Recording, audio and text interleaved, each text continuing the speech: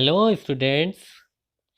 आज हम लोग इंडियाज़ नेबर्स पढ़ेंगे कि इंडिया के कौन कौन से ऐसी कंट्री है जो इंडिया की नेबर है।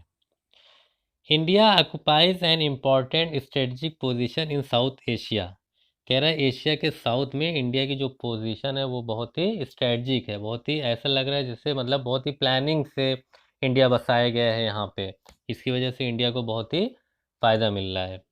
India has 29 states. अब देखिए ये बुक में पुरानी बुक होगी इसलिए इसमें 29 स्टेट्स लिखा है, जबकि अभी हाल ही में कश्मीर पूर्ण राज्य से मतलब स्टेट से वो अलग होकर यूनियन टेरिटरी बन गया है।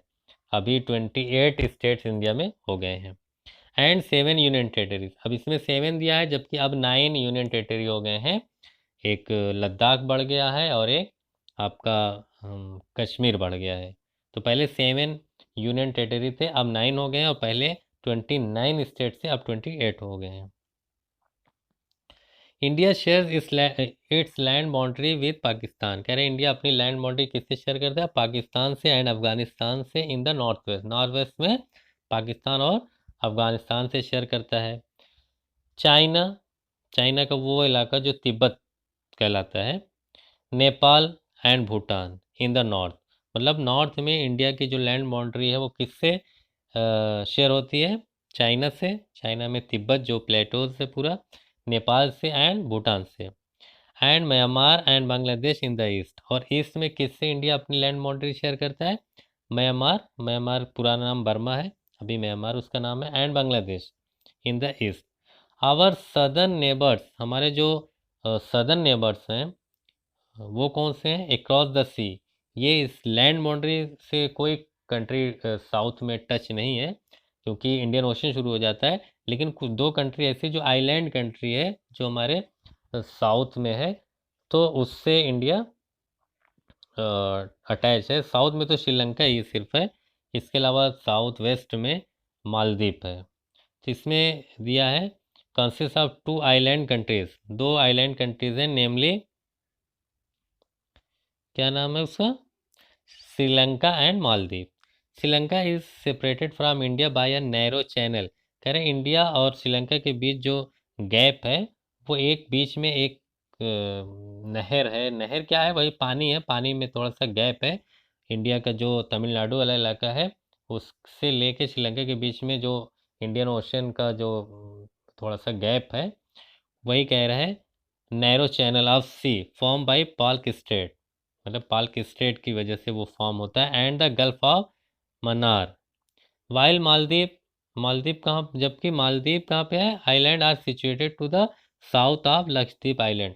लक्षद्वीप आइलैंड इंडिया का जो है उसके साउथ में मालदीव आइलैंड कंट्री पड़ती है। मतलब मिला जुला के इंडिया साउथ में 2 कंट्री है, दोनों आइलैंड इंडिया की साउथ में 2 नेबरिंग कंट्री है, जिससे लैंड बाउंड्री तो इंडिया की टच नहीं होती, लेकिन अगर पानी से देखा जाए तो 2 कंट्री इंडिया की नेबरिंग कंट्री है। साउथ और ईस्ट, साउथ ईस्ट साइड में या साउथ में देखा जाए तो श्रीलंका आइलैंड है जो कि बीच में थोड़ा सा पानी का गैप है, पाल्क स्ट्रेट या गल्फ ऑफ मैनार। और मालदीव आइलैंड कहाँ है? ये लक्षद्वीप आइलैंड जब आप देखेंगे मैप में तो उसके साउथ में मालदीव आइलैंड कंट्री है।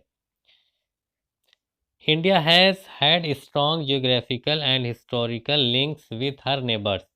कह रहे हैं इंडिया का जो जियोग्राफिकल और हिस्टोरिकल लिंक है अपने नेबर्स से वो बहुत ही स्ट्रॉन्ग है। Look at the physical map of Asia in your Atlas. कह रहे अपने एटलस पे आप एशिया का फिजिकल मैप देखिए and note how India stand apart from the rest of Asia. और कह रहे हैं कि आप नोट करिए कि कैसे इंडिया एशिया में एकदम अलग कंट्री या हट के एकदम खड़ा हुआ है। तो ये आप मैप देख के ये आपको करना है, ये आपका होमवर्क समझ लीजिए कि आप पूरा एटलस पे एशिया का मैप देखिए और इंडिया को देखिए कि इंडिया कैसे इतना डोमिनेट कर रहा है अदर एशियन कंट्री पे।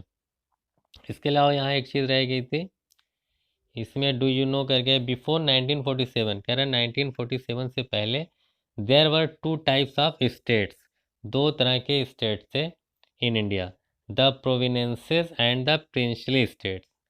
प्रोविनेंसेस were ruled directly by the Britishers, मतलब प्रोविंसेस जो स्टेट होते थे उसमें कौन रूल करता था? ब्रिटिशर्स करते थे। Officials who were appointed by the viceroy, उनको कौन अपॉइंट करता था? Viceroy. Princely state were ruled by local hereditary rulers, और प्रिंसली स्टेट पे कौन रूल करता था? इंडिया के जो लोकल लोग रहते थे या कोई भी जो लोकल रहता था वो रूल करता था।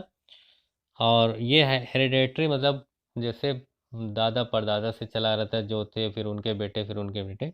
Who acknowledge suzerainty in return for local autonomy, उनको मतलब एक्नॉलेजमेंट मिला हुआ था, सर्जिनिटी का अधिकार था उनको इन रिटर्न फॉर लोकल एटोनमी, मतलब लोकल रहने की वजह से उनको ये मिला था कि वो यहाँ पे रूल करेंगे।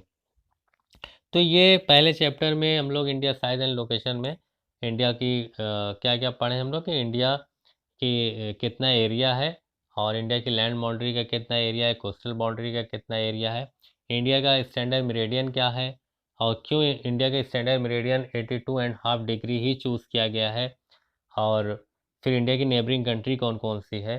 तो ये सारी चीज़ें आपने फर्स्ट चैप्टर में पढ़ी। अब आपको एक होमवर्क है कि आप इंडिया का मैप आपको बनाना है।